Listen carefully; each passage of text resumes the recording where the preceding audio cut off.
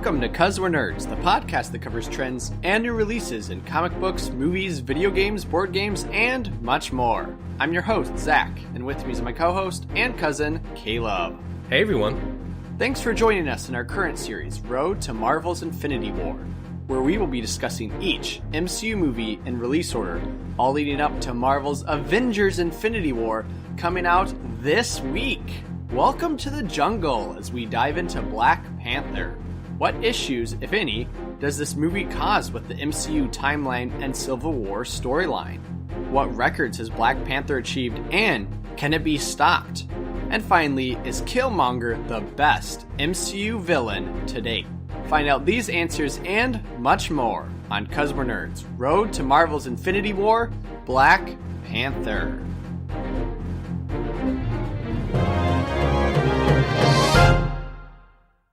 Now, Caleb, this is obviously a unique and star-studded cast, and included in this cast are two male actors, Martin Freeman and Andy Serkis. And what are these two best known for? I believe The Hobbit. That's correct. They are best known for Hobbit, Lord of the Rings franchise, as well as they have those two in common. Which means, Caleb, since both those books, Hobbit and the Lord of the Rings series, was written by J.R.R. Tolkien, and both Serkis and Freeman are the only two white guys in this movie, it means that they are the two Tolkien white guys. Got 'em. Just like us. Yeah, well, that's true. This is a primarily African-American cast. Yeah, that's right. It set some records, right, of how many African Americans they have just for casting purposes, or am I incorrect on that? I don't know about that in particular, but I know that this was culturally a really big deal for the African American community. Obviously, neither of us are part of that community, Zach, and so for me personally, I didn't actually realize how big of a deal this was for that community until I was talking with one of my friends, and we were talking about how there aren't really that many big budget movies, especially superhero movies, with an African-American cast as wide as this. I mean, as you said, there's only two people in here of note, really, that aren't. Yeah, that's correct. This is pretty big for giving that community representation. And Caleb, not only that, but superhero-wise, I mean, as we've gone through the MCU movies, sure, we have some side characters that are African-American, but not a whole cast. Yeah, and, it's probably worth mentioning that this movie has been billed as the first African-American, African, Black, however you want to say it, led superhero movie. That's not true. We had Blade in the 90s and early 2000s, and before that we had Steel with Shaq in it. But in terms of mainstream modern-day films, that is correct. Now, Caleb, it's interesting you mentioned Blade, because going into the production of Black Panther, Wesley Snipes actually wanted to play Black Panther back in the 90s before he played Blade on the big screen. Yeah, and he didn't just want to play him, he was heavily involved. In fact, he partnered in the 90s with Columbia Pictures to make this movie happen, and he even got Stan Lee on board with it. All right, so what happened? I think ultimately that iteration of the project was abandoned because there was some confusion about whether or not this was tied to the Black Panther Party, the political group, right? And so that was kind of sidestepped for a little while. It ultimately appeared back on Marvel's film slate in 97, but Marvel was having a lot of their own issues at that time, and so production was halted again. However, somehow Snipes ended up back on the project in 98 to produce and maybe star. In fact, Marvel made a deal with Artisan Entertainment to make the film. And then in 2002, Snipes said that he either wanted to do Blade 3 or Black Panther in 2003. So this has had a lot of roadblocks. Yeah, a lot of false starts more than roadblocks, really. It was ultimately announced in 2005 as part of that licensing deal, financing deal that we've talked about with Marvel in the past. And Snipes was still on to do it then. Even in 2006, he talked about how he wanted to find a director for the project soon. However, later that year, as history tells us, Snipes hit some issues with the law as he was charged with tax evasion, ended up going to jail and doing all kinds of stuff for that. So that was the end of Snipes for this project. So between 2007 and 2013, Marvel brought on just different writers to try to figure this movie out. It was part of their program to bring lesser-known characters to the big screen. He apparently was considered to be in Iron Man 2. Obviously, he's not. We do get that reference to him at the end of that film, which we talked about in that episode of our podcast. But that was kind of it for a while. It was brought up in interviews every now and then, and Kevin Feige was like, yeah, we're going to do it. We just don't know when or how. And then finally, in 2014, as part of the Phase 3 announcement event, it was officially announced to be coming out. And they also announced Chadwick Boseman at that event, as he was going to be playing Black Panther in Civil War. And we talked about that heavily in our Civil War podcast and how Black Panther was tied into that movie and kind of how all that came about.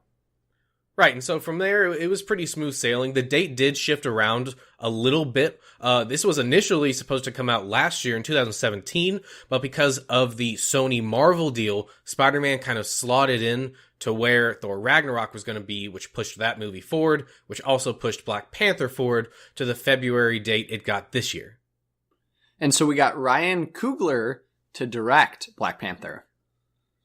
That's right. So he was brought on as Marvel was looking at various directors.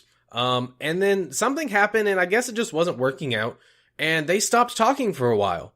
But then Creed came out, the Rocky sequel movie, I guess you could call it, and did, really, really well. And that reignited talks with him. And then Marvel ultimately brought him on board. Are you familiar with some of the other contenders that they were talking to? List them out. Let's hear them.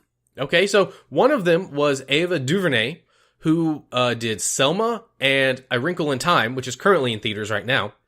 And she departed because she felt that the direction that they wanted to go in was not really where her heart was with this project. And so before she got too far into it, she decided, no, I'm just not going to do it. They also looked at Gary Gray, who did The Italian Job, Straight Outta Compton, and The Fate of the Furious. All three of these, Gary, Ava, and Ryan, are African American. So it's pretty clear that they wanted to bring that outlook to this film. It was stated a couple times through production that Feige wasn't looking just at that demographic to direct this film. They were looking at whoever would be the best director. But I think that if you can find a great director that also brings that experience to the film, that it is good for it. And that's what they ultimately did. Yeah, and I think it went in a great direction with what Ryan was able to do.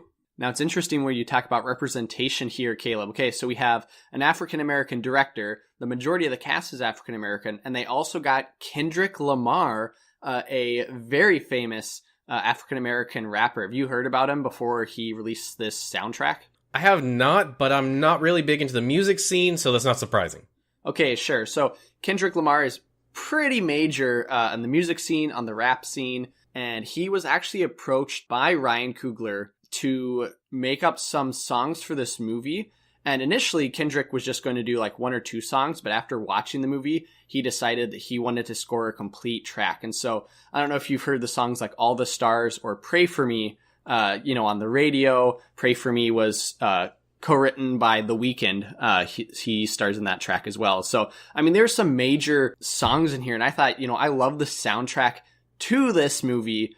Unfortunately, I don't think the movie incorporates what Kendrick did enough. It incorporates some other themes which work really well. For marketing purposes, they were heavily pushing the fact that, this had Kendrick Lamar's music in it. And that's really not surprising. One of the things that Coogler brought to this film is he said when he signed on to do it, he told Marvel that he would do it, but he wanted to bring on his own collaborators. He felt that a lot of the previous Marvel movies had the same in-house people that were doing everything. They were doing the editing, they were doing the scoring, and he felt that they all felt the same. And so when he came in, he wanted to bring something new to that. He wanted to bring people he had worked with before into this film to help make it feel fresh. And I think that bringing Lamar into this was part of that. Exactly. I mean, and some of the cast returned, who he didn't bring in new.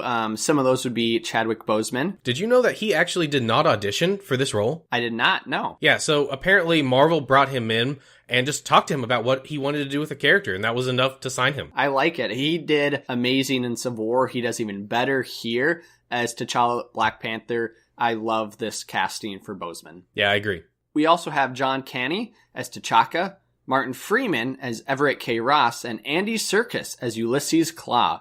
However, we also have a huge list of new actors who are joining us for this movie. So we have Michael B. Jordan as Eric Killmonger. Obviously, we know him from probably several things, but the failed Fantastic Four reboot a few years back. He was also in Chronicle. I knew him coming into this, so I was excited for him to be here. What about you? So this means that we now have 2 Human Torches in the MCU. One a hero as Chris Evans as Captain America, and one a villain as Michael B. Jordan and Eric Killmonger. Don't watch that second Fantastic Four franchise. It's worthless. It's hideous. You'll never get the 1.5 to 2 hours of your life back. You know, I knew him from Fantastic Four. I haven't watched Creed, but I knew he was in Creed. An interesting tidbit is that on the Justice League Flashpoint movie, that animated movie, I don't know if you've seen it or not, he actually voices Cyborg. Oh, I didn't realize that. I have seen the movie, but I had no idea he was part of the cast. Yeah, he also, I mean, if you've played Gears of War 3, he voices the character Jace Stratton. Okay, I have not. Yeah, and something I found interesting, I can't remember if we mentioned this back in Captain America Winter Soldier, but originally Michael B. Jordan auditioned to play Sam Wilson the Falcon back in 2013. Obviously didn't get the role there, but got the role here. And I'm sure it had to do something with the fact that Ryan had him cast in Creed, and I'm sure, you know, with that relationship brought him back here for Eric. We also have Lupita Nyong'o as Nakia. Something interesting about Lupita is that her and Duke played M'Baku in this movie, they were both students at the Yale School of Drama. And when the Avengers movie came out, they both went to see it together and were like, wow, we wish we could be in an Avengers movie someday. Well, they got into a superhero movie, so that's pretty cool. Now we also have Danai Gurira as Okoye. The Walking Dead. Yes, Walking Dead. You know, I didn't even recognize her in this film. It's kind of hard to recognize her with no hair, I'll be honest. But during the South Korean scenes when she has hair, you can definitely tell who she is. And so if you're a fan of The Walking Dead, you will know her as the BA Sword Master Michonne. That's right. Next we have Danielle Kaluuya as Wakabi, Letitia Wright as Shuri, Winston Duke as M'Baku, Sterling K. Brown as N'Jobu. And Caleb, I know you don't watch This Is Us, but Sterling K. Brown is also from This Is Us. So now you have 2 actors from This Is Us. We also have legendary actress Angela Bassett as Ramonda, or Ramonda? I'm not sure how you pronounce that, actually. I think they only say it once in the film. And also Forrest Whitaker as Zuri. And so, Caleb, this is a vibrant cast, and a lot went into the production of this movie. So why don't you jump into describing what this movie is about? After the death of his father, T'Challa returns home to the African nation of Wakanda to take his rightful place as king. But when a powerful enemy suddenly reappears, T'Challa's mettle as king and as Black Panther is tested as he's drawn into a conflict that puts Wakanda and the entire world at risk. The young king must rally his allies and release the full power of Black Panther to defeat his foes and secure the safety of his people. And so this movie opens up with a brief history of Wakanda. We find out that there's a meteorite that hit this small nation of Wakanda, and thus these 5 tribes rose up and fought each other over vibranium once they saw that you could make weapons out of vibranium.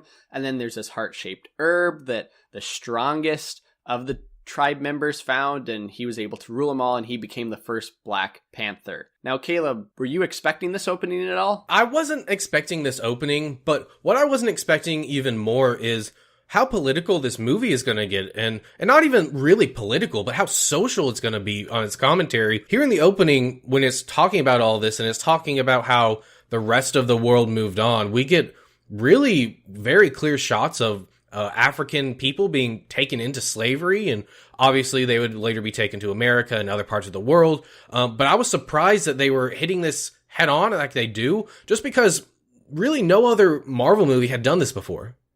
Yeah, I would agree. I think this Marvel movie does a great job being a Marvel movie while having a strong message and social commentary tied into it. And so I thought they do it gracefully, they do it really well, and this opening is a great kind of through line for that. And Caleb, I don't know if you know this, but actually a lot of what they said in the opening is all comic accurate. It was all explained in Avengers issue 87 with kind of T'Challa's backstory, and pretty much everything they stated is accurate to the comics. That heart-shaped herb is how the Black Panther gets their powers. It's like a super soldier ability, and it's later explained in the comic that this is like poisonous to all but the royal bloodline. Thus, it stops people from just going out, drinking that herb or crushing it or whatever, eating it. So, I mean, it sticks pretty closely. But I didn't realize how close this was. I haven't really read much into Black Panther, to be honest. My exposure has mostly been crossovers and the animated film they did. So I'm glad that they decided to stick close to the comics, because I think it's interesting. It's not one that a lot of people read. Yeah, and talking about the comics, we kind of skipped over this in Civil War and stated we'd come back to it. Knowing the backstory of Black Panther in the comics, do you know which comic book he first appeared in? I'll give you a hint. It's a pretty major one. I would think either something like the Avengers or Fantastic Four or Spider-Man. Good guesses, and you would be correct with your middle guess. So T'Challa / the Black Panther first appeared in 1966 in the Fantastic Four issue 52. So he was created by Stan Lee and Jack Kirby, and in it, he basically gives the Fantastic Four a craft. They're like, what is this technology? And so they go to Wakanda to check it out. It's this really strange tale of the forest is like animated, like mechanical. And so basically he tests them to see how powerful they are. They defeat him. And so he's like, oh, good, I need your help with defeating my enemy, Claw. And so then they help him defeat Claw. So, I mean, it's obviously a side character to the Fantastic Four, but he was really well liked. So he kept making guest appearances in like Captain America, Fantastic Four, and other comics. And he finally got his own run in 1973 with the Jungle Action Comics for about 3 years. And I mean, now he has like 5 to 6 volumes. Something of note of the rich history of the Black Panther is, as we've talked about, he's the first African superhero. Another interesting tidbit is that his creation actually predates the Black Panther Party that you mentioned, Caleb. And so to avoid confusion, because after he was created, 2 months after, the Black Panther Party was established. And so Stan Lee wanted to distance the character with the party, and so they named him Black Leopard. The name didn't stick. It was a really bad name, so they changed him back to Black Panther. And finally, an interesting story arc that could potentially happen in the MCU down the line is that he marries the X-Men Storm. But Black Panther, I think a lot of people that don't read comics don't realize how big of a character he is in the comics, how big of a player he is. He is right up there with Captain America and Iron Man in terms of how important he is. So it's a little flip-flopped in the MCU, how we're getting him so late. But it's nice that they're trying to bring that in and make him the important character that he is in the comics. And even though they brought him in late, this is an important movie, so at least it carries that weight with it. Now, Caleb, I watched this movie again for our podcast, and I watched it with my wife. And during the movie, she leaned over and she was like, are they speaking a different language, or what language is this? And so you get to answer that question, or at least guess at that question. Is the language they are speaking a Wakanda language they made up for this movie, or is it an established African tongue? It's not an existing language. It's a new language, but it is based off of some languages that are used in Africa. I don't have the specific ones in front of me, but it is new. Incorrect, unfortunately. It is actually an existing language. It's, I can't pronounce it. It's Xhosa. So Hosa, and it is a South African language that you get by like clocks and stops, and it's from the Cape region of South Africa. So it was actually John Canny, who he is part of that tribe, Xhosa or Hosa, and he started speaking like that in Civil War, and so they just decided to keep it around and continue with that thread here in this movie. Oh, you know what, Zach? Now that you say that, I think I might have seen that. What I'm thinking of is the written language is inspired by some other languages. Oh, that could definitely be true. And I love how they had the titles in this kind of African Wakanda dialect that they would then translate into English so the audience would know kind of where we are in the movie. And so we quickly jump to Oakland in 1992. Now, you might ask, why Oakland? Why this opening setting? There actually could be several reasons. The first is that Ryan Coogler grew up in Oakland, and his first movie Fruitvale Station is set in Oakland. So it could be kind of a callback to that, or it could kind of be a callback to the fact that the Black Panther Party started in Oakland in 1966. But nonetheless, this is our setting. Yeah, and so we jump back here and we see a couple people who are talking in an apartment. It looks like they might be readying some kind of heist or something. We're not quite sure when they get a knock on the door, and one of them goes up and says, there's some, quote, Grace Jones looking chicks here. That's right. Do you know who Grace Jones is? No idea. She's a Jamaican-born actress, singer, and model, and she basically shaved her head. And so it's a call out to the fact that there are these tall females who are bald. Well, they do end up coming in, and we find out pretty quickly that these people are from Wakanda. We get the king, T'Chaka, here, played by a different actor. That's right. So we have T'Chaka, and the other two would be young Zuri and then N'Jabu. So both Zuri and T'Chaka are played by two different actors. They are both the sons of their respective fathers who play the older versions of their characters in the movie. That's crazy. Yeah, so it's Atadwa Kani is the son of John Kani, and Denzel Whitaker, son of Forrest Whitaker, who, side note, is named after Denzel Washington.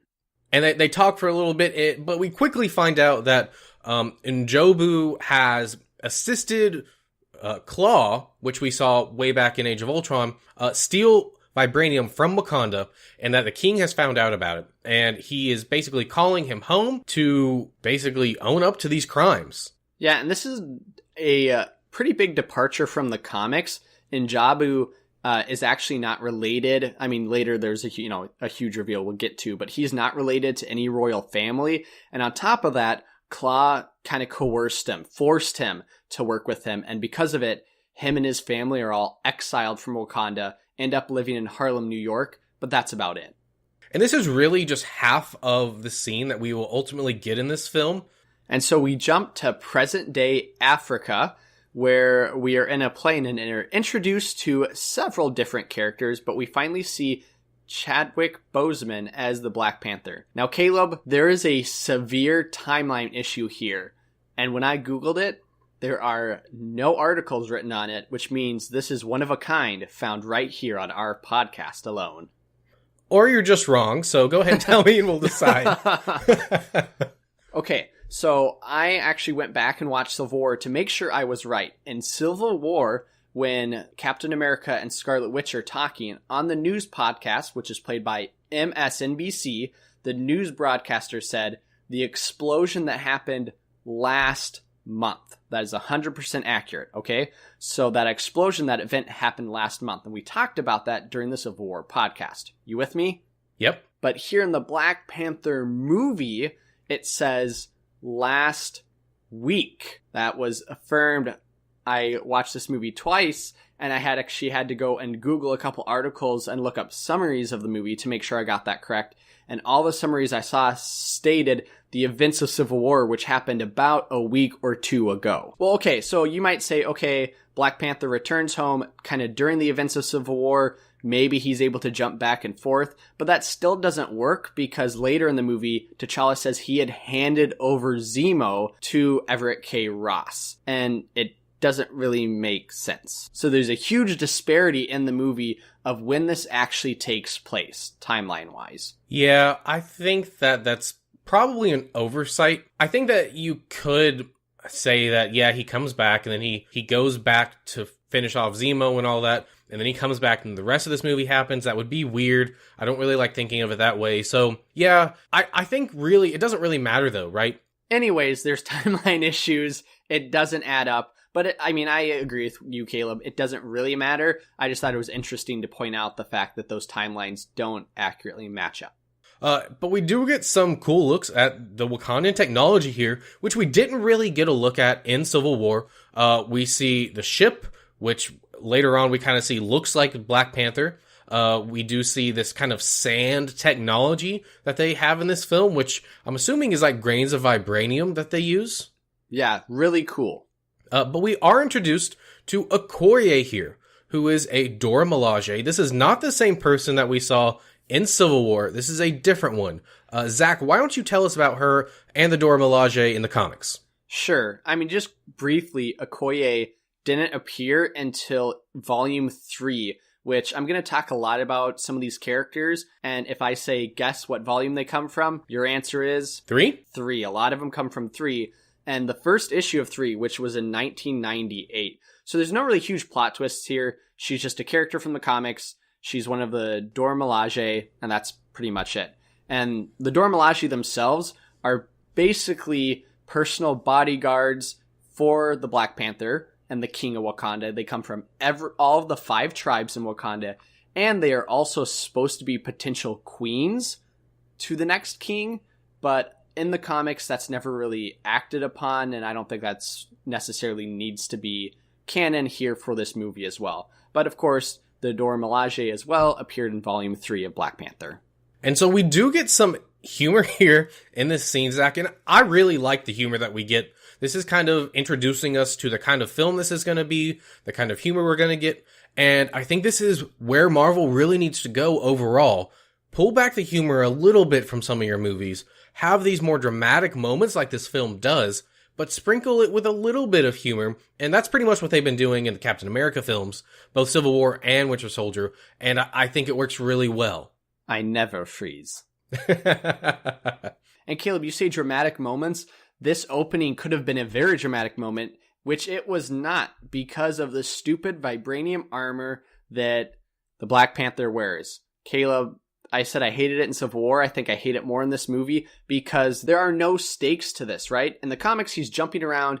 He has to be secretive. It's kind of like Batman, right? He has to hide in the shadows because if he gets shot, he gets shot.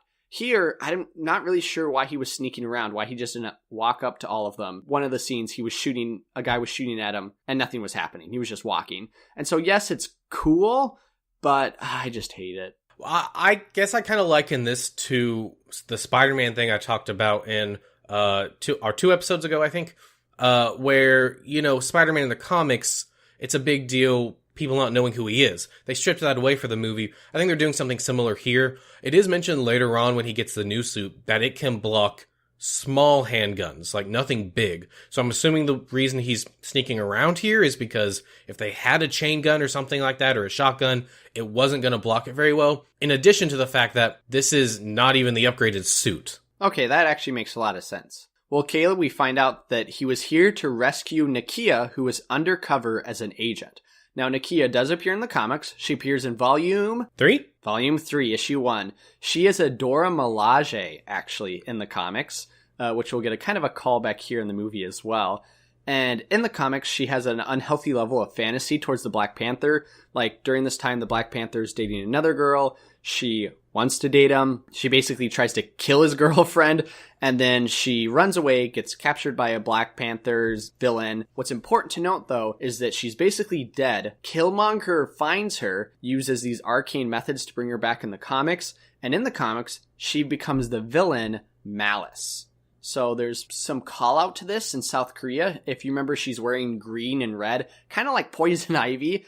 It's because in the comics, Malice is kind of like Poison Ivy because she uses toxins. Interesting. Okay, I wasn't aware that she turned into a villain. So a potential story arc for Black Panther 2. Well, we quickly zoom into Wakanda here while we're on the ship. And Zach, I think that Wakanda looks beautiful and it's perfect. It's the perfect blend of future and traditional architecture and lifestyle and stuff that we get in these really big landscape shots. Yeah, and you feel that with the African music that this movie brings in. You know, the drums are going, and then you fly into this technologically advanced world. It's kind of like an Atlantis. They say it's an El Dorado, and you definitely feel that. In the comics, the city is called Zana. It's the capital city, but it's also known as the Golden City. And you said city. In the comics, Wakanda kind of feels a lot more like a city, right? Technically, it's a country, but pretty much everything takes place in the city. And that's something that they did here in the movie that we'll talk about in the next scene, where they divided it out into the different tribes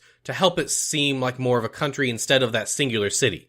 And so we get introduced to 2 more characters, Shuri, who is T'Challa's sister, and Ramonda is T'Challa's mother. They both appear in the comics. That's pretty much it. The only really thing interesting to note is that in 2009, in the 5th volume, Shuri actually becomes the Black Panther after T'Challa is almost dead or considered dead. So that could be another potential story arc for a sequel to this movie.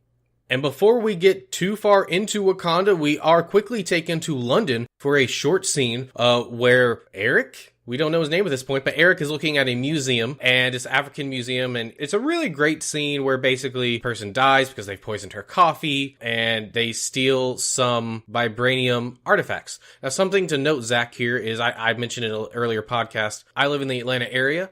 This was shot in the High Museum of Art, which is in Atlanta, which I have been to. Oh, awesome. I know that basically all the scenes except the South Korean scenes were actually all filmed in Georgia. So even though this was like an African film, I mean, they're all filmed in Georgia. Yeah, Marvel actually films a lot of their films in the Atlanta area now. Yeah, and so you said this is Eric. We really don't know his last name. They actually changed his last name from the comics, because in the comics, he is Eric Killmonger, who didn't appear in Volume 3. He appeared in Volume 2, which was when the Black Panther was still in a title called Jungle Action Comics, issue 6 in 1973. So in the comics, his real name is Njadaka, and he lived with his dad in Harlem. Remember, his family was just exiled, so he had no relationship with T'Challa. There was no royal bloodline he was in. And in the comics, though, he has a lust for wanting to take over Wakanda. So he's tried through ritual combat, through coups, to kill Black Panther and to take over the country. In one of those first story arcs called Panther's Rage, it actually has a lot of tie-in from Eric Killmonger and this movie. For example, he actually beats T'Challa in ritual combat, and guess where he throws him over? A waterfall. A waterfall, that's right. And he also has a sidekick, which is a leopard called Prey, which I believe this movie kind of gives a shout out to when he later on in the movie wears a golden suit. And a final callback to Eric Killmonger's character is an item we see in this museum. Yes, the mask. So Killmonger basically wears a mask, or has worn a mask like this in the past. In the comics, it's a lot more simple, it's streamlined, but this is basically a African interpretation of the same mask. And so, as you mentioned, Caleb, they steal this vibranium, and they do so with Klaue's new hand. Now, he has a throwaway line here where he said he got his hand from Wakanda's sonic mining equipment. What did you think of it? I think his hand is cool. In the comics, this is more of, like, when he extends it and he's got the cannon, it's just that. He doesn't have a fake hand. So, I mean, I guess if you're going to be in public, it's going to make sense to have the fake hand.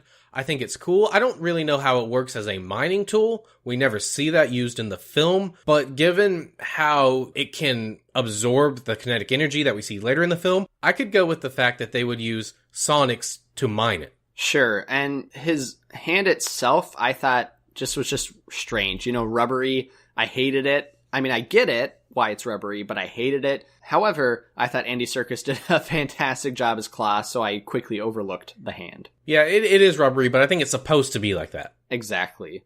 Back in Wakanda, the Black Panther T'Challa is getting inaugurated as the king of all 5 tribes and of Wakanda. And we get this kind of waterfall setting. Caleb, I don't know about you, but when the camera pans up the mountain and you see all these people kind of dancing and singing, it's a really cool shot, but the people look so bad. Like, the CGI looks pretty off, to me at least. Yeah, it doesn't look real. I don't think it looks bad. It's just not photorealistic for what we get. I know that they did build a set for this and they digitally extended it, which is probably why you're noticing it when it pans out.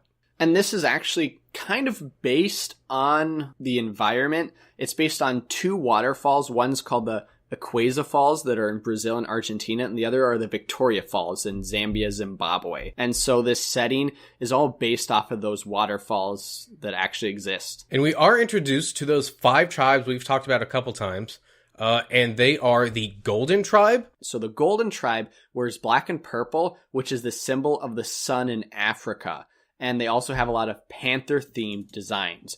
We got the Border Tribe, which is based off of the Lesotho architecture and language, and it has a lot of blue and wood, and they have rhino-themed weapons. You have the River Tribe, which has a lot of shells and green, and they wear crocodile skins and leather. You have the Mining Tribe, which is lion-themed designs, and finally, the Jabari Tribe, which has wood for a naturalism. And something interesting to note is why all the other tribes speak that dialect we talked about. The Jabari tribe actually speak a different African dialect. Yeah, and that's to kind of help hit home the fact that they're separate from everyone else. And so stripping away the Black Panther's powers here, we get Zuri, who is assumed, I guess, as kind of like a tribal elder. I mean, he does appear in the comics. He's in Volume 3, and he's basically just a warrior who later on dies when Zuri becomes the Black Panther in Volume 5. And he dies protecting the original Black Panther. And so we do get this ritual combat scene. And Zach, I have a question. It happens a couple times in this film. They give T'Challa something that takes away his powers. Is this ever explained what it is or how it works? You know, that's a good question. Watching the movie, I just was like, oh yeah, they can give you the power, so I'm just assuming they have found a herb or they mix something in with the herb so that, you know, when you take it, it takes away your powers. But no, it's never explained. Because later on in the film, we'll see that they end up losing all of the heart-shaped herb, which means there can't be any more Black Panthers. But if this stuff is still around that takes it away, you could easily remove his powers. That's very true. But you're right, we do have a fight here with M'Baku, who fights the Black Panther. And actually in the comics, his name, it's actually the Man-Ape. Yes, that is what he's known as. He's a villain in the comics, and that's referenced a few times in this film, I think. But he does come in here to challenge T'Challa for the throne. Now, there is a really interesting issue with this scene, though, Zach. When he comes in, I don't know if you noticed, he says something like, "Glory to Hanuman." And I looked this up because I thought it was really interesting. Hanuman is actually a real deity in Hinduism.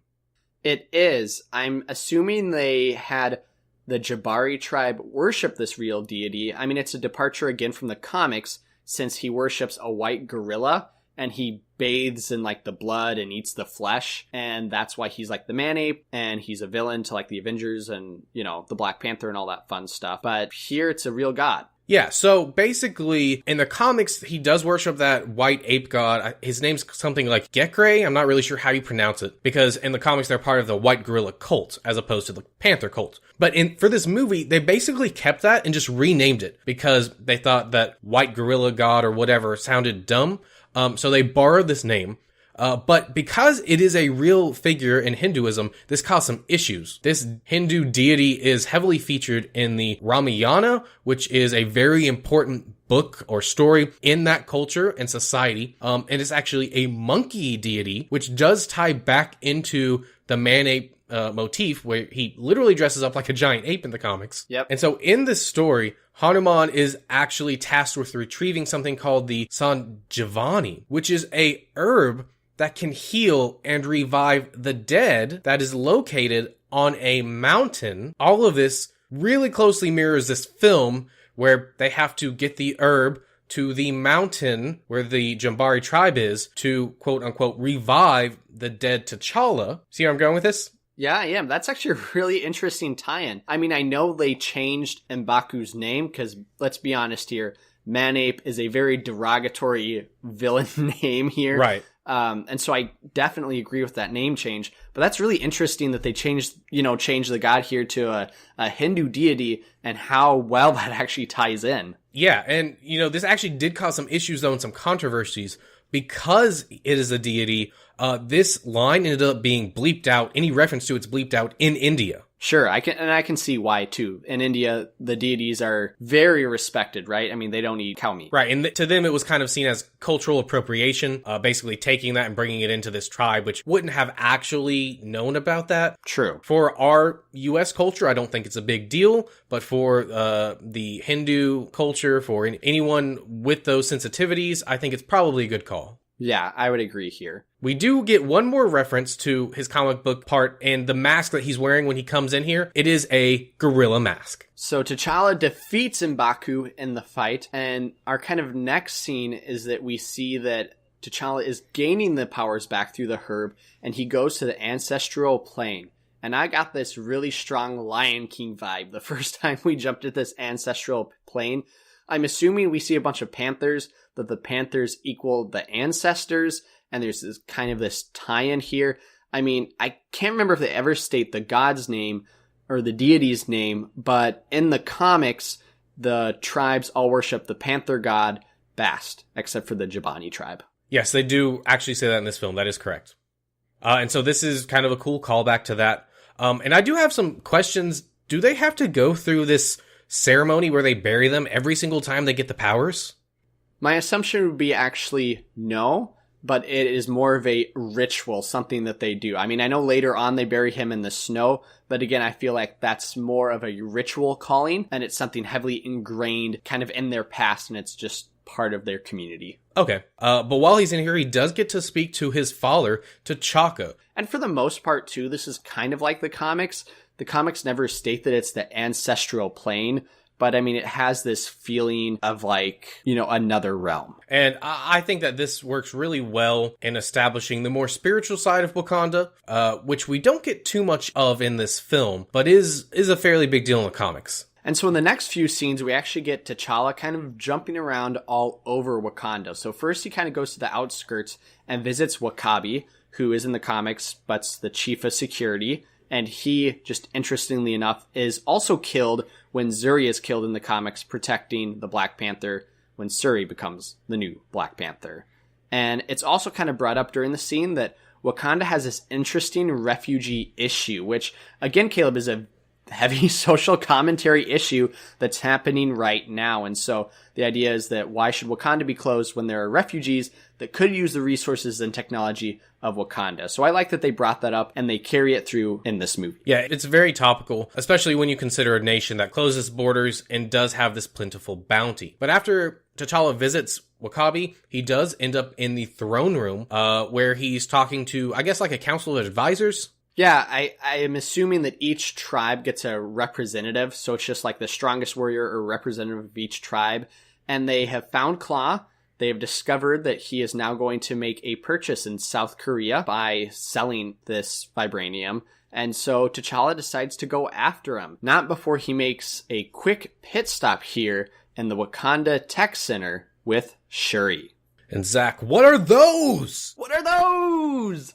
Yes. So Shuri here, that's a actually Vine reference if you didn't get that the first viewing. And the Vine that they're referencing is there's basically a guy, he's filming somebody getting arrested and he's talking to a cop.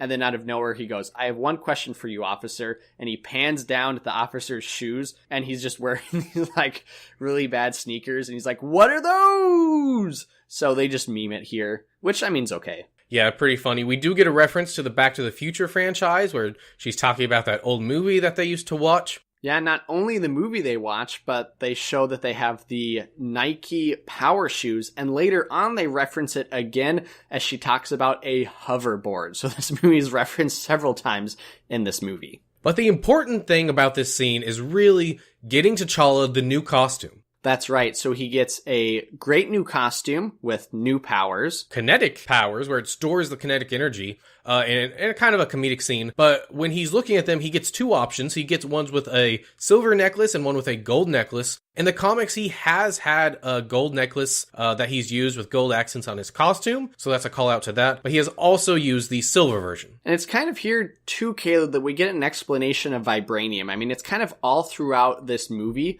But it's with the Komodo beads. They state that it's, these vibraniums basically has been used in communication. It's used later in the movie to heal Everett K. Ross. It's used here to store kinetic energy. Basically, the question is, what can vibranium not do? Which is a great tie-in, I thought, to Age of Ultron, because it was the vibranium that helped make Vision. Vibranium, we find out, is the most versatile thing on the planet, which is a line from Age of Ultron, which we really see carried out here. And Zach, you mentioned the Komodo beads. Those are made of vibranium, and they are from the comics. They're actually powered off the vibranium mound that is in Wakanda. And in the comics, these actually have several uses. The primary one is that when you're born, you get something called a prime bead, which is just one of the balls, which basically stores all of your medical history.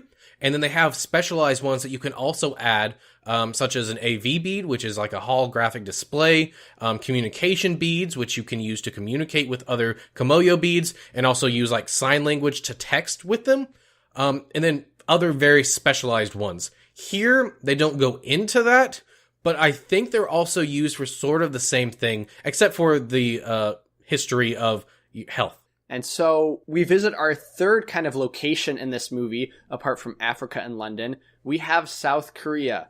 And I'll be honest, Caleb, are they putting this in to tailor to the Asian audiences? That's a good and valid question because that's what they did in Iron Man 3. But no, that is not why this is here. This is here because they wanted a new location. They felt that in films, you always get the same, 5 or 6 locations, right? You get London, you get New York, you get LA, stuff like that. And they wanted something different that they could bring to this film. And South Korea was just basically what they decided on. As they arrive in South Korea, Nakia, who's this kind of undercover agent, takes him into a parlor, which many people thought was used for the same filming of Casino Royale. This is actually a different, completely new set.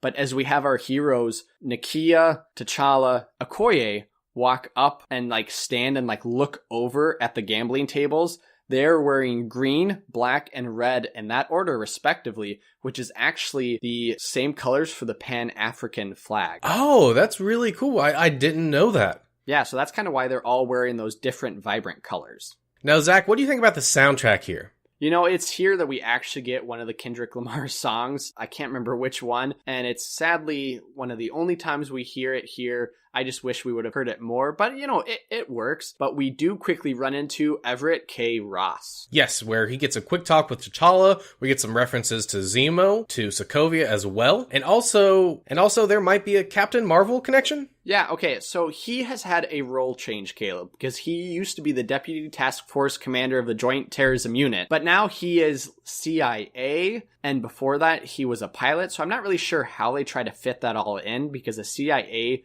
wouldn't be the Deputy Task Force Commander. Anyways, it doesn't really make sense, it doesn't have to, but he was a pilot. That's kind of his story arc in this movie, and as you know, Captain Marvel is going to be taking place in the 90s, and Captain Marvel is a pilot. So there's a really good chance that we will see this character again in that movie, if not for just a cameo. Zach, I hate to bust your bubble, but other people had that exact same thought, and so they took this question to Marvel, to the people making the movies, and Marvel said, no, that's not going to happen. Yeah, they said it wasn't meant to be a reference to that, it was just a coincidence. Well, just like Stan Lee and his cameo, I am going to take those poker chips and move them over here for safekeeping. I think this might be his best cameo. Now, this whole scene basically ends up in a giant fight. The deal goes bad with Claw, and they basically go outside, grab a car, and drive away. And Black Panther and the rest of his gang chase them. That's right. So on one hand, we have Nakia and Okoye, who are driving a car. And on the other hand, we have Shuri, who has had this remote driving car, with the technology that's advanced in Wakanda, and Black Panther. So kind of these two cars chasing 4 other cars. Caleb, Andy Serkis here is insane. I mean, would you like the SoundCloud to my mixtape?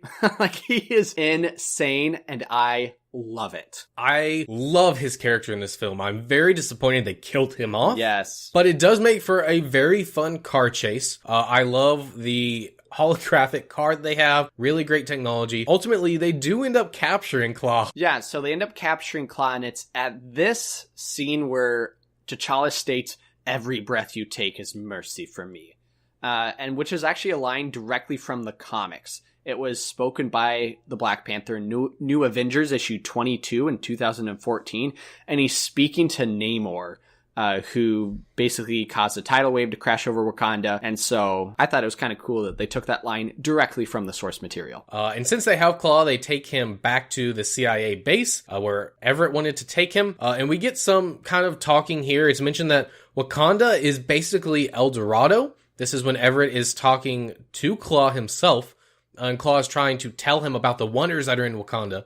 And Everett Ross kind of stops interrogating Claw about what he's doing and more about Wakanda, and he leaves the interrogation to actually ask T'Challa about this. Yeah, and it's during this that we have seen that Killmonger and his crew have been sneaking up kind of behind the facility and blast their way in to save Claw. Now, Caleb, I don't know if you caught this, but there's something that might be very similar to Killmonger's costume when you compare it to power levels over 9,000! You're talking about his vest? Yeah, I'm talking about his vest and kind of, I think it's a bluer shirt he's wearing as well. Yeah, that's true. I actually got a Guardians vibe from his vest. It looks like the ones that the Nova Corps wear. I'm talking about Vegeta, Vegeta, who is from Dragon Ball Z. Killmonger does come in here and basically rescues Claw and escapes with him. And we don't get a chase scene, which is clearly could have turned into, but we just got one, so why?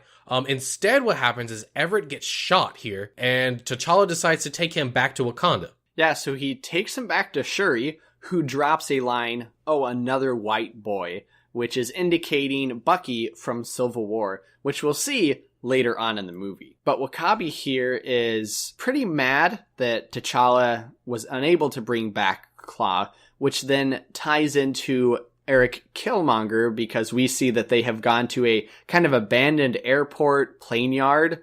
Yeah, I wasn't really sure exactly what this was either, but basically it's a graveyard for planes, and they're trying to make their way off, and then we get like a major plot twist here as Eric basically kills everyone. He kills his girlfriend, he kills the other people over there, he kills Claw, which made me really, really sad. Yeah, I really had hoped that he had stuck around. Caleb, I don't get why they kill him. Okay, this is actually an issue. Why did Eric kill Claw now, right? If his intention was just to get to Wakanda, he already knew where Wakanda was. Why didn't he kill Claw before and then just go to Wakanda and present him to either the new king or T'Chaka and challenge T'Chaka? Did he know where Wakanda was? Yeah, because he kills Claw before Claw is able to tell him where Wakanda is. I thought you meant before he teamed up with Claw. My assumption is he's with Claw because Claw knows all the information about Wakanda. And so that's why he's with him to begin with. And then this is just the most opportune time to go ahead and take him out. See, I still just disagree, because the moment he learned about it, he would take him out. Like, why wait? Why go rescue him to kill him and like have him sell this whole, and South? It just doesn't really make sense. Because then the second issue is, how does Claw not know who Eric is? Because it's stated in the movie that it was Eric's dad, right? Who worked with Claw in association, which means Claw should kind of know who Eric is. Oh, well, I disagree. I think that just because you work with someone doesn't mean you know their kid. Especially, I mean, they might not have even met in person. My dad works with tons of people that don't know me. Well, everybody knows me, Caleb. Well, yeah, but that's because you're the worst. No, I'm just kidding. No. I'm just kidding. I get what you're saying about it not making a lot of sense, and I've actually thought about this myself. There's no good answer. Maybe it's because Claw just revealed himself and he's on Wakanda's radar again. I don't know. But ultimately, he does kill him, and he takes him to Wakanda's borders. That's right. And he basically asserts that he is part of the bloodline. And a few random scenes are kind of thrown in here. We are shown that Everett Ross is healed and that Shuri healed him. We get a scene with T'Chaka and Nakia where this kind of starts a storyline with T'Chaka about the internal struggle of what to do with his nation. But it all kind of comes to a head, at least at this point in the movie, when we go to the Wakanda throne room and we get a Killmonger name drop. Yeah, he's basically here saying that he wants to rule Wakanda, that he wants to challenge T'Challa for it. And we get a lot of his motivation here. He is upset that other people were saying earlier in the film that Wakanda is just here and other people might need in and need the resources. Killmonger is upset that Wakanda has these resources and that the black community worldwide has suffered for the past 200-300 years, for however long it's been, and that Wakanda has not helped them. And he wants to change that. He wants to basically go and help them. He basically wants to bring them to power. And that's all stated here. And I just want to say real quickly, Zach, I love Killmonger's theme that they start using here. So T'Challa surprisingly accepts this, and they go to that waterfall where they can have their battle. That's right. And it's during this battle that we get at least one death and one apparent death. So Killmonger kind of takes off his shirt, the Marvel man without his shirt off. T'Challa's done the same too, Chadwick Boseman, so lots of shirts off, and we've seen that he's scarred himself, so he's a lot of kills. And it's through this battle that he's able to defeat T'Challa, and as I stated before, just like in the comics, he throws him over the waterfall, but not before killing Zuri. Now, I don't know about you, Caleb, but when he kills Zuri, they play this emotional music. Everybody in the movie's like, no, you killed Zuri, and I felt nothing, because I'm like, we've seen this character, like, once. Okay, he's dead. Yeah, I'm sure that's sad, but it's not emotional. Yeah, I didn't feel nothing, but I didn't feel much, right? I think it's meant more for the characters in the film, especially T'Challa, to kind of enrage him and make him fight harder. And Zach, this fight scene is super intense, and I really love it. And look, I knew Infinity War was coming out this year. I knew Black Panther's not going to die. But when they threw him over that waterfall, I was convinced he was dead, even though I knew he wasn't. Well, and to be honest, during this movie, you're not thinking about Infinity War. That's not in the forefront of your mind. You're focused on this movie itself. So I'm right there with you, Caleb. I was like, did they just kill him? Yeah, it's very emotional. And I think this is really where the bulk or the meat of the movie really kicks in. And this is where all of the big stuff that you will probably remember from this film takes place. And this struggle, it's where, for me, the interesting things happen. So Eric Killmonger, after killing people, goes back to the ancestral chambers to now receive the power of the Black Panther. And it's here that when he's in the ancestral plane, they do something very different compared to T'Challa. And I actually really liked how it kind of changed. Now, I'm assuming what that means is that the ancestral plane can change based on who you are and what you kind of experience. Well, if you look outside, you notice it's got the same sky. So maybe they're in the same, plane, but what materializes there is different. So I'm assuming, if you went outside, it would be the same place. But yeah, this is really cool. This is also very emotional, I felt. There's actually a line in here where he says, everybody dies. And he's talking about just in general in Oakland. And, this is another really big commentary on African-American social issues that historically African-Americans have had low income, have lived in neighborhoods that are not the safest, and how it is incredibly sad and depressing that they have to grow up in these conditions where it's normal for their friends and their family to just be gunned down in gang wars or in altercations with the police or whatever, what have you. And this, again, I was really surprised how much they were bringing this to the forefront. And it helps you understand where Eric is coming from. Growing up in such an environment, yeah, no wonder he wants to use the technology and the firepower of Wakanda to help other people that were stuck in his predicament all around the globe. So I think this is one of the best scenes in the MCU that gives the villain a reason why they are doing what they're doing and emotionally attaches you to them. I agree. And I think Michael B. Jordan really, really upsells this. And if it was a different actor, I don't know if it would be as compelling. But as he does get out of this ancestral plane, he does order all the other people to burn the heart-shaped herb. So there is no more, except for the fact that one is whisked away to be with the royal family who ran off when Zuri and T'Challa were killed. That's right. So they ran off to Gorilla City. Now, originally in the script, this was actually supposed to be a rainforest, but Ryan Coogler looked at it and was like, no. This is going to be a snow-covered mountain instead. So they changed it. Yeah, and it really helps fit in with that Hanuman theme that we were talking about earlier. And at this point, Ramonda, whatever, isn't wearing a headdress like she has for the rest of the film. And she's got this flowing white hair. It's dreadlocks. Storm doesn't have dreadlocks, but aside from that, I feel like she looks a lot like Storm from the comics. And we do also get a lot more references to the comics. That gorilla mask that M'Baku was wearing at the beginning is also carved into the face of the mountain here. We see that there. There is some foreshadowing of him becoming a villain when they say we could be creating something worse than Killmonger. And then there's also name-dropped, quote, the Great Gorilla here, which could refer to the spirit or M'Baku himself. And Caleb, when you said foreshadowing a villain, are you talking about foreshadowing M'Baku as Manape? Yes, because they're specifically saying that by going here and giving him the heart-shaped herb, they could be creating something worse than Eric. Now, what doesn't make sense is the fact that M'Baku stated that him and his tribe are all vegetarians. Now, I get it was done to be humorous. I laughed. It was funny. But it doesn't really make sense because, A, they're all wearing fur. So unless a bunch of the gorillas just died because of a plague and they got a bunch of fur, they have to be hunting gorillas. Or 2, we later find out that T'Challa was found by a fisherman who was down catching fish for their tribe to eat. So they actually wouldn't be vegetarians. They'd be pan-vegetarians who eat fish. I don't know. I never took this as being real. I thought it was all part of the joke. So, I mean, they said they had a fisherman. That proves they're not vegetarian, so. Tomatoes. Well, anyway, while they're here begging M'Baku to come back and help them, he reveals that he does have T'Challa here, that they found him with that fisherman, and he says, nope, give him the heart-shaped herb, because he didn't kill me during our combat. I will give him the decency of reviving him. And so they give him the herb, they do bury him in the snow, and he goes back into the ancestral plane.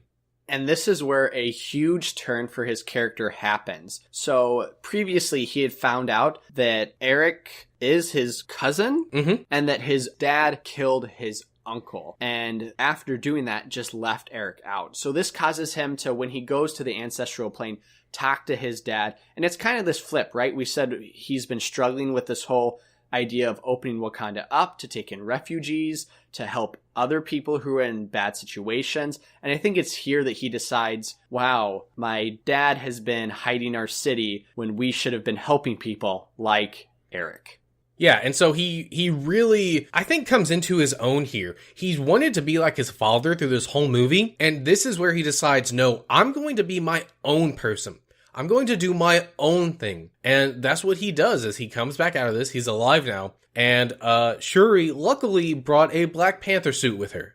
That's right. So he dons the Black Panther suit and makes his way to the kind of vibranium mountain where we have that facility to take down Eric, who has gathered some material as he's going to ship those weapons to the War Dogs. And Caleb, I do have a couple questions. The first one is, this movie never really explains what these War Dogs are. Are they secret agents, so they're just learning information? Are they actually like people ready to get equipped with weapons and to take down governments? I'm assuming that the War Dogs are those spies that they've talked about having in the rest of the world, who can also be used as soldiers, but that's just a guess. Okay, I mean, that kind of makes sense, some secret agents. The other thing that we kind of breezed over is that Eric was able to get into Wakanda because of his blue lip, and kind of they've shown this throughout the movie. I'll just call it the blue lip, but they ingrained some Wakanda symbols that glow blue underneath your lip. How was his dad able to do this? So it glows the same color as the vibranium, so I'm assuming it's either done with vibranium or it's laced with vibranium or something. And if his father helped Claw steal vibranium, he would have had enough of it to do that. I'm sure. Okay, that makes sense. Maybe like a kind of like a tattoo or a stitching. Yeah. And there is another call out here, Zach, which is kind of out of left field. I don't really know if it's coincidence or not. But when Eric is talking about sending these supplies out and talking about the War Dogs, he said there's War Dogs ready to go with this plan in New York, London, and Hong Kong. Those are the same three places that we have Sanctum Sanctorums in Doctor Strange. That's a really cool callback. Yeah, I don't know if they did it on purpose, but I think it's pretty cool. It's probably Marvel, so they probably did it on purpose. Who knows? But we do see Killmonger's suit here, which is gold, and it's a callback, as I mentioned before, to his... Well, it's several callbacks. It could be a callback to his pet animal in the comics, or a callback to the fact that the Black Panther went with the Black Leopard, a different name in the comics, which Killmonger kind of looks like with this spotted gold and black suit. Yeah, he's got like a leopard print on him, and he also has like this fang pattern on his mouth that makes him look a lot more intense than Black Panther. But he does end up pretty much engaging T'Challa in combat here. T'Challa shows up, and he kind of fights with the army for a little bit, but then goes off to Eric. And we end up with this big, massive 2 or 3 pronged in-fight scene. Yeah, pretty much. It's, a great fight scene. We get a few different elements. We get these shawls that the military are able to throw up. Wakabi and kind of his men, the border tribe. I thought it was kind of cool that they were able to throw up these shields. Oh, yeah. It always failed when they try to do it, so...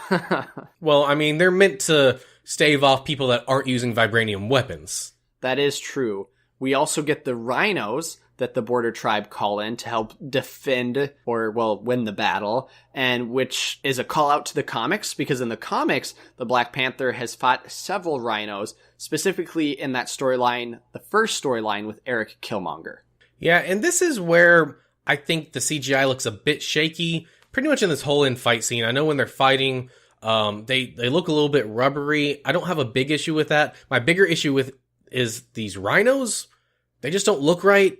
I don't know. Yeah, they look okay, but I could definitely have done without them. What I will say looks amazing is the Dora Milaje. Yes, they do have some fight scenes here. In fact, they go after Eric before T'Challa gets to him, and it's a really, really great fight scene. He ends up actually killing one of the Dora Milaje. I thought it was the one we see in Civil War. That's what I thought too. But later on, I thought I saw her in the crowd, so I wasn't sure. I mean, it is kind of hard to tell. It's from a distance. We don't really see their face close up. All the Dora Milaje have their heads shaved. They're wearing the same costume. So it's hard to tell exactly which one because they never really focus on it except for when Okoye gets upset. But I think that they are awesome. And what we do see here is that Nakia as well as Shuri have geared up to try to take down Killmonger. Both of them are unsuccessful. Even though that they do have some cool new equipment. Nakia with these Tron glowing rings, basically, and Shuri with cannons that are kind of like the same ones that Claw was using. Yeah, I actually really like the design of her hand cannons. They look really cool. And we do also get a side story here with Everett Ross, where he has to gun down these ships that are, I think, taking supplies out or taking missiles out or something. Yeah, to be honest, it is, I think, a not needed side story. They could have, easily had those ships blow up, because Black Panther throws something at him or something like that, right? I mean, I get why they did it. They have to give Everett Ross a side story and they needed him to do something.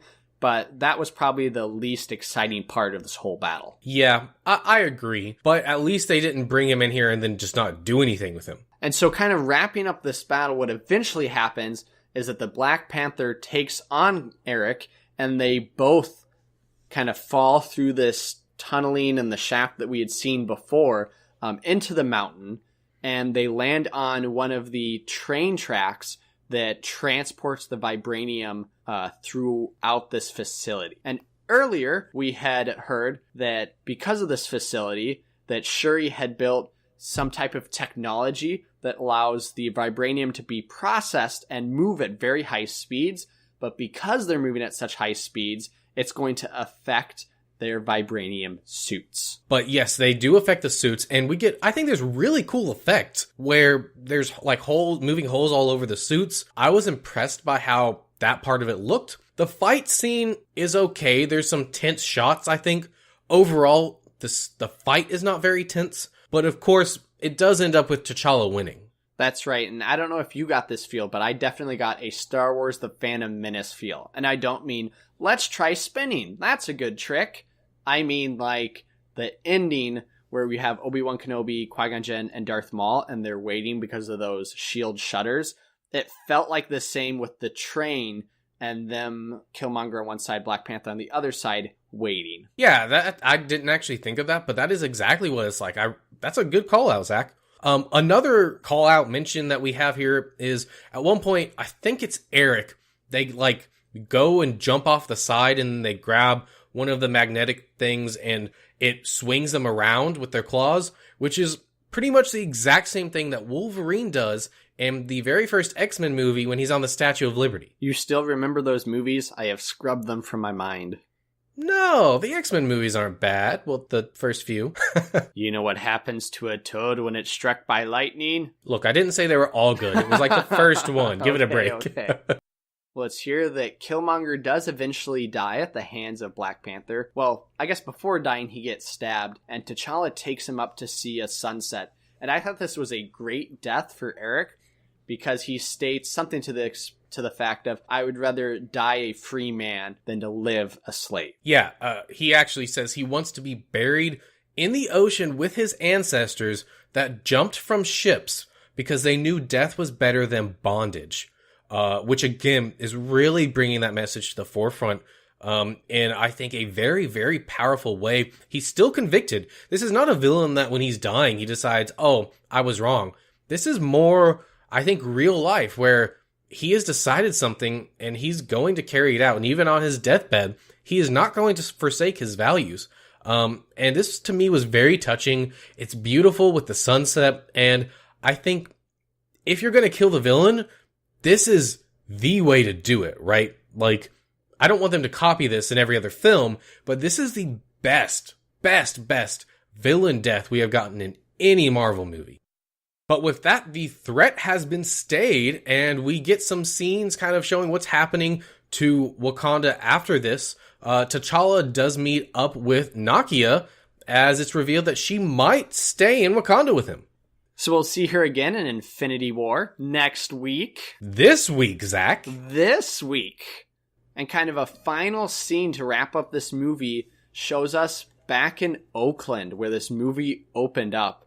And we actually get a Moonlight cameo. Did you ever watch that movie, Caleb? No, I don't even know what that is. Yeah, so it's an Oscar-winning film, but it stars Alex R. Hebert, who played a character called Little. It has the same feel as this movie, as it's kind of a social commentary. And that social commentary is followed up with the fact that T'Challa has purchased this building, and he's going to start opening outreach centers to finally become his own king, decide his own stuff that he's going to do, which is help others outside of Wakanda. And roll credits. Where we very soon get a scene in the United Nations that I'm not really sure why it's not in the film itself. Did they just need an extra credit scene and want to include this? I mean, I love these brief credits we get before this scene. I think the stylization of them are done really well. And I think it's kind of just repeating what they did at the end of the movie in Oakland. Because what we see here, Caleb, I mean, it's half of a social commentary and half ties into the movie. Half of it, I feel like, was Chadwick Boseman basically speaking to people directly and saying, hey, we live in a kind of a rough time now. Now more than ever, people need to band together and watch after each other like we're one big tribe. So I felt like that was a social commentary. But then on the other hand, it ties into the movie because you have that reporter being like, well, how can Wakanda help out? And then they all smile like, you an idiot. We got money. Yeah, I mean, it feels off being here instead of in the film itself. I think it's needed because it shows that they're not only building outreach centers, they're going to basically reveal who they are to the world. So I like it from that aspect. It's just weird that it's placed here. And our next in-credit scene has to do with Bucky, who awakens and it looks like he is all okay, which is actually from an Infinity War Prelude comic, which shows that Shuri was able to figure out how to undo all the damage and brainwashing that had happened to Bucky without taking away any of his abilities or skills. Yeah, it's nice to see him. I don't think it's needed, but it's cool. But more interesting is we get a call out. He is called the White Wolf, which is actually from the comics, from the Black Panther comics. It takes place in volume 3. In volume 3, issue 4 in 1999. So the White Wolf is Hunter, who is the adopted son of T'Chaka, which means it's T'Challa's adopted brother. Like, his family died in a plane crash, and so he just lives in Wakanda. And he eventually, like, becomes the leader of the secret police force. And Black Panther, when he becomes the king, gets rid of him in the comics. Gets rid of his police force, so he kind of runs away. And after he becomes the leader, he's known as the White Wolf. So it could be leading to him kind of owning some type of this police force. I mean, he wears the same costume as Black Panther. It's just white instead of black and silver. What's interesting to note as well is that the shawl he is wearing during this scene has hints of red and blue. Oh, I did not notice. That's right, which means now in each movie Bucky has appeared, even in Captain America, he has at some point held the shield or had a motif of red, white, and blue surrounding him, potentially pointing to the fact that he could be taking over the mantle of Captain America. But not until he cuts that hair. True. And that ends our movie.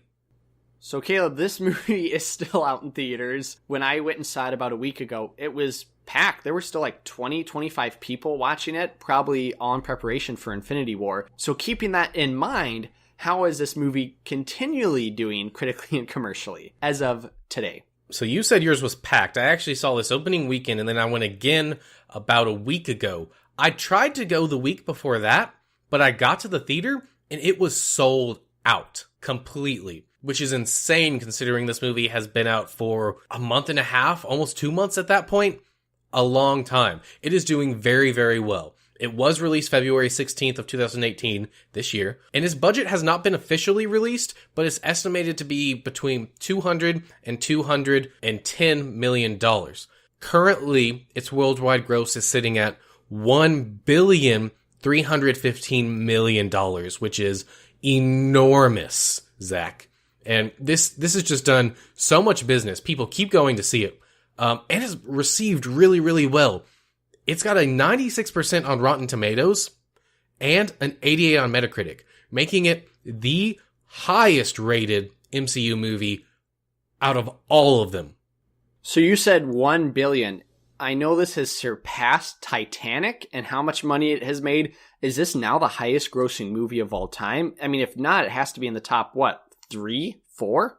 It's actually not. Right now, it's sitting at 10th highest grossing of all time. Counting for inflation or not counting for inflation? I was actually just about to say, I'm not sure which that is. I didn't check the one I was checking against, the chart, but it is currently the 10th highest grossing. I think it will move up the list. Sure, I'm assuming that's probably with inflation, as I know it probably has already surpassed Avatar as well. Yeah, it's going to do very, very well once it finally ends. But that's not all it did. It is also the highest grossing solo superhero film, the third highest grossing of the MCU, currently behind Avengers 1 and 2. Second highest grossing of the MCU. Oh, see, it's already gone up since I wrote my notes. Which means it might be higher than the 10th at this point as well. It also had the highest superhero pre-sale tickets 2 weeks before it came out on Fandango. But because it is so new, it does not have any awards yet because none of the award shows have happened. I also do know that this is the first Marvel movie that made up its budget just in its opening weekend alone. And so you said, Caleb, it budgeted around 200,000 was probably its budget. And in the opening weekend, that Friday, Saturday, Sunday, it made 202,000 back. Well, million, but yes. Yeah, 1,000. That's like nothing. 200 million. Yes. So Caleb, the legacy of this movie is pretty big. I know we've already talked about it, but I just want to reiterate the fact that because this has had basically an all African-American cast, it is huge, and the representation it has given, from the director being black, to the cast, to the music. I mean, this is a pretty big milestone. Martin Freeman, one of the two token white guys, in response to being asked, what did it feel like, to being one of the only white actors on set? And he said, quote, "You think, right, this is what black actors feel like all the time." So I just want to state that. I mean, I know it's kind of hard for us to put ourselves in that shoes, Caleb, because we are both two token white guys. But it is interesting to note that this is getting representation to heroes and to people who might not get representation in movies all the time. And it's not just that representation, but they are receiving this really, really, really well. Both times I saw this, there was a much higher percentage of the African-American demographic than there normally is in these types of films. In fact, the second time I went to see this, I actually saw people dressed up in traditional African garb, which I thought was really cool. You really don't see that very often. And so it's doing really, really well in that regard. And Caleb, you say traditional African garb. This was extremely well received in Africa as well. Because when you think about movies that deal with Africa, the continent, what do you think of? Bloody Diamonds, Black Hawk Down, Hotel Rwanda, Beast of No Nation. These just very negative, dark movies. That's not Black Panther. Black Panther is very, it's historic. It takes this culture, but it paints it in such a positive and uplifting light with, hey, look, this is Wakanda, a powerful nation, a great nation that welcomes everybody. Yes, it's very progressive in the way it handles all of this. Now, in terms of the MCU legacy, things are a bit different. This really is not connected very much to the rest of the MCU, and so it doesn't have as much legacy as some of our other films. Obviously, it really expands on the use of vibranium. I think that we're going to be seeing a lot of that in Infinity War and potentially the sequel and how they use it. I mean, we've already seen lots of it in the trailers with their little hovercrafts, so I think that's going to be a big focus moving forward. Yeah, and other than that, it goes against some of the other legacy we've talked about in the last two podcasts. Unlike Homecoming and Thor 3, this didn't have any other superhero in it. So it'll be interesting with Black Panther 2 if they do include other MCU movies. However, Wakanda and Black Panther and all these heroes we saw in this movie will play a huge role in Infinity War. So with this movie wrapped up, where do you place Black Panther, the last of our movies on the road to Marvel's Infinity War? Well, Zach, when I look at this movie, it is clearly a much better movie than most of the MCU. It doesn't matter how you feel about them. It's just a better made movie. And so I kind of lined it up with Iron Man, and I said, is it better than Iron Man?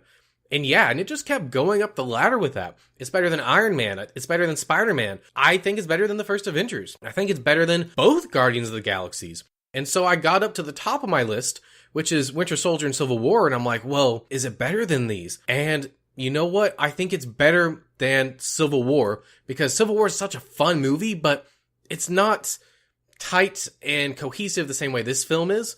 And you know, look, I like this film. I was not excited at all for this film coming out because all I was looking at was Infinity War, right? But this one surprised me. It does feel a bit long in parts, but I have no idea what you would cut, what you would change. It breathes when it needs to, and it's dramatic when it needs to as well. And so it's really good in that. The female characters in this movie are great. The African American, Black demographic community representation is amazing, and I really, really love the new environment.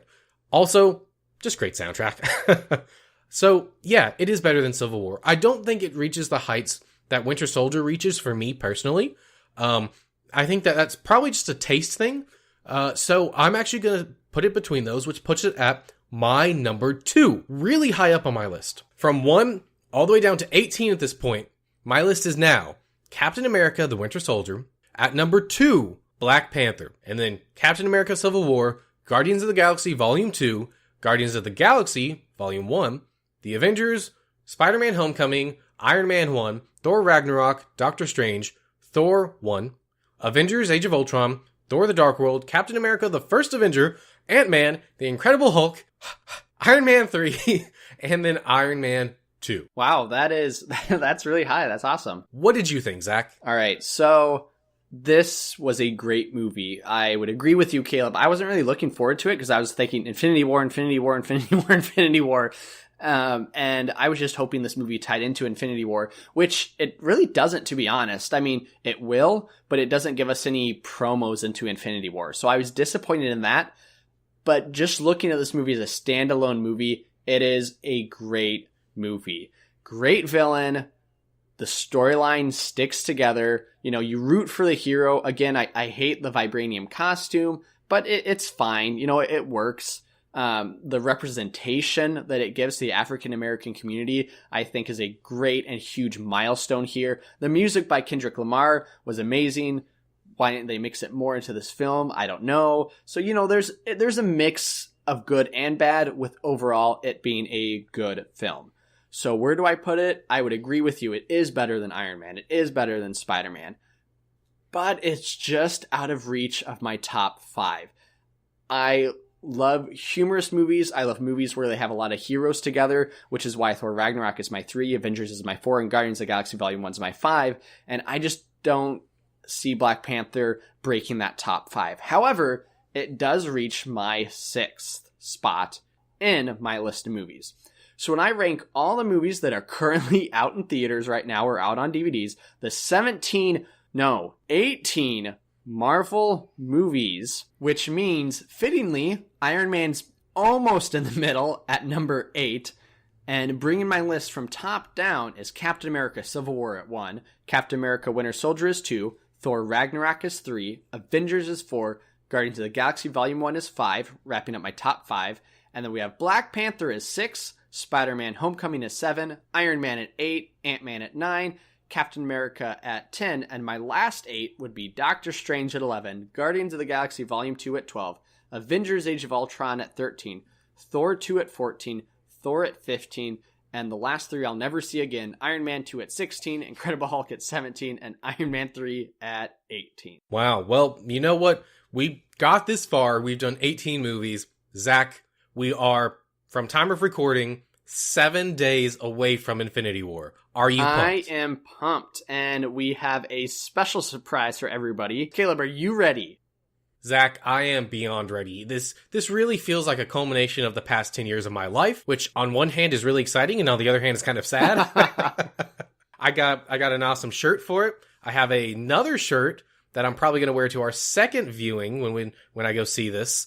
It says "More Than a Fan." It's got all the movies on the back.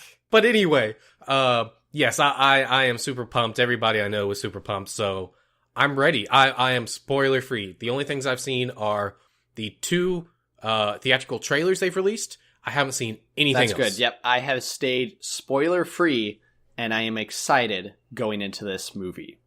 You know who also is excited and probably appeared in Volume 3 of Black Panther? Taylor Poole. That's right. He's done amazing music for us. Go check him out at TAYLORPOOLE music.com. And while you're waiting on our next episode, please go check out our friends at CNC Power Hour, where they stream Magic the Gathering and various video games throughout the week. That's C, the letter N, C, Power Hour on Twitch. And finally, with Infinity War just right around the corner, we would love if you would point your friends, your family members, your pets to our website, cuzwe'renerds.com.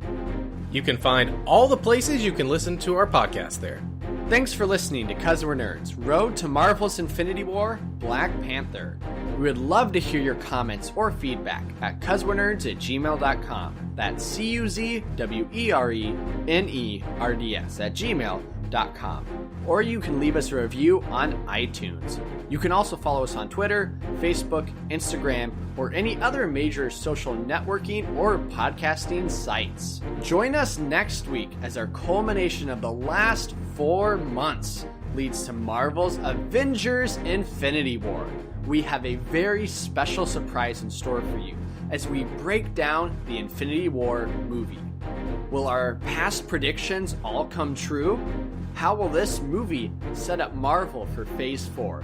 And where will Infinity War fit in our ultimate rankings of all MCU movies? Find out these questions and much more on 'Cause We're Nerds, Road to Marvel's Infinity War. Stay nerdy.